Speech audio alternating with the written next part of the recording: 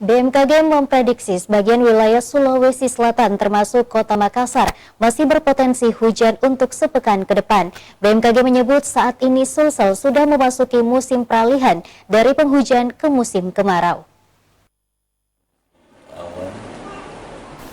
Badan Meteorologi, Klimatologi, dan Geofisika BMKG wilayah 4 Kota Makassar memprediksi secara umum wilayah Sulawesi Selatan masih berpotensi diguyur hujan untuk sepekan ke depan.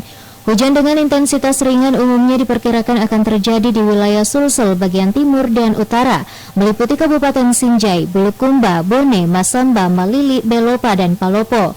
Kondisi yang sama juga diprediksi akan terjadi di Kota Makassar. BMKG menyebut saat ini wilayah Sulawesi Selatan sudah memasuki musim peralihan dari penghujan ke musim kemarau. Masyarakat dihimbau untuk menjaga kesehatan karena kondisi cuaca yang mudah berubah-ubah. Masih terdapat potensi hujan karena saat ini kita sudah memasuki musim peralihan.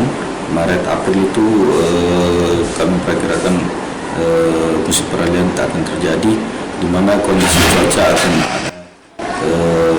awalnya panas di pagi hingga siang hari, siang menjelang sore itu akan terdapat potensi cuaca yang bisa signifikan seperti itu.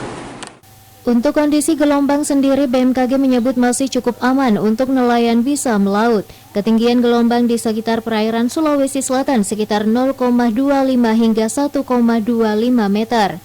Wahyu Saputra, Celebes TV.